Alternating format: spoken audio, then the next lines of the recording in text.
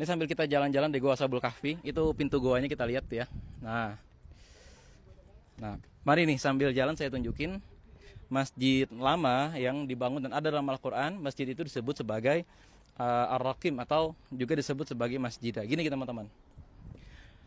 Jadi dulu ada satu raja kejam atau pemimpin kejam yang berkuasa setelah zaman Nabi Isa alaihissalam.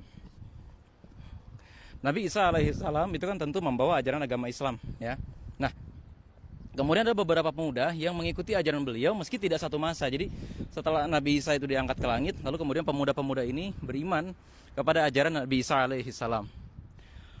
Lalu raja kejam itu ya memerintahkan rakyatnya untuk menyembah berhala, itu masalahnya. Sehingga 7 pemuda ini yang diantara mereka adalah orang-orang yang terhormat, anak pejabat-pejabat kotanya, mereka menyembunyikan diri. Nah, ini kamera coba dilihat. Kalau kita lihat ke arah sana, ini adalah pinggir kota. Itu adalah kota aman. Jadi ini adalah tempatnya itu di pinggir kota.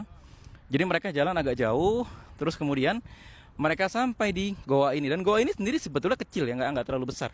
Seperti goa Hiro lah itu kurang lebih besarnya, atau seperti goa Thur. Nggak terlalu besar, cuma cukup untuk 7 orang halakoh. Nah ceritanya, mereka kemudian berdoa. Dan doanya nanti ada di surat Al-Kahfi. Nanti kita lihat di caption. Nah, kemudian tanpa sadar, mereka ternyata tertidur selama 300 tahun tambah 9 tahun lamanya. Nah, ketika mereka terbangun itu, ternyata zaman sudah berganti. Raja kejam yang saat itu memerintahkan rakyatnya untuk mengikut ajaran agama berhala sudah berganti dengan raja muslim menurut sebagian ulama. Kalau menurut Ibnu Katsir mungkin rajanya sudah bukan muslim, akan tetapi tetap raja yang menyembah berhala, akan tetapi masyarakatnya itu sudah membaik, dan sebagian pemuka masyarakatnya pada saat itu membangunkan masjid. Di mana lokasinya? Di sini nih, ini masjid lamanya. Kita lihat reruntuhannya ya. Ini reruntuhan masjid lamanya yang diabadikan dalam surat Al-Kahfi.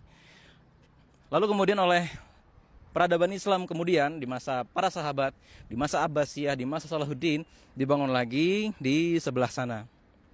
Ya, jadi ini masjid yang lama ini nih letaknya itu tepat di atas guanya. Ya, tepat sekali di atas guanya. Nanti kalau kita mau lihat ya nih. Ini adalah reruntuhan masjid yang lamanya. Nah, apa sih pesan dari sini teman-teman sekalian? Pertama, keinginan keras para pemuda yang punya semua privilege untuk bisa bertahan dengan tenang, ikut agama berhala, orang tuanya pejabat, mapan dan seterusnya, tapi ternyata mereka memilih menyembunyikan keimanannya dan bersembunyi di Gua Ashabul Kahfi ini. Itulah yang menyebabkan mereka diabadikan oleh Allah Subhanahu wa taala. Yang kedua, yang paling penting dalam surat Al-Kahfi dikatakan, ini semua memang ajaib, akan tetapi ini bukan sesuatu yang paling ajaib bagi Allah Subhanahu wa taala.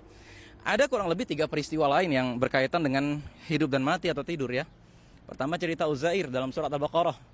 Itu 100 tahun tertidur sampai dianya juga sudah terurai dengan tanah, tapi dibangkitkan lagi oleh Allah Subhanahu wa taala sampai disuruh melihat wangzur ila himar. Lihat ke keledaimu. Ternyata itu tersusun seperti animasi gitu ya. Langsung ada lagi keledainya dari tadinya tanah.